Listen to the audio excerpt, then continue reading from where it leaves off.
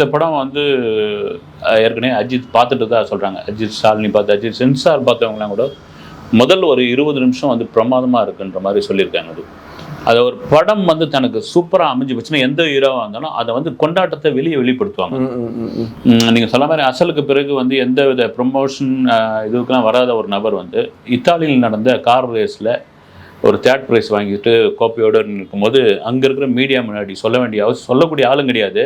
நான் good bad அக்லின்னு ஒரு படம் நடிச்சிருக்கிறேன், ஏப்ரல் 10 வரப்போகுதுன்னு சொல்கிறாருன்னா அந்த படத்து மேலே எவ்வளோ பெரிய கான்ஃபிடன்ஸ், அவருக்கு ஏதோ ஒரு கான்ஃபிடென்ட் இருக்குது. அதுதான் வந்து இங்கே படமே வந்து 250 கோடி தாங்க பட்ஜெட்டே. 250 கோடி தான் அப்படின் பொழுது உங்களுக்கு சம்பளம் மத்தியில் 110 கோடி ரூபா தான் கொடுத்துருக்காங்க. ஏன்னா போன படம் எப்போவுமே எவ்வளோ பெரிய ஹீரோவாக இருந்தாலும் அந்த முந்தைய படத்தினுடைய வெற்றியை வைத்து தான் வந்து சம்பளம் வந்து அதில் தான் ஏறி இறங்கும். முந்தைய படம் சூப்பர் டூப்பராக இருந்ததுன்னா அதுக்கேற்ற மாதிரி மாறும். இன்றைக்கி தொடர்ச்சியாக இண்டஸ்ட்ரியில் பேசிக்கிற ஒரு விஷயம் என்னென்னா ப்ராஃபிட்டில் ஷேர் அப்படின்ற ஒரு விஷயத்துக்குள்ளே வாங்க தயவு செய்து அப்படின்னு.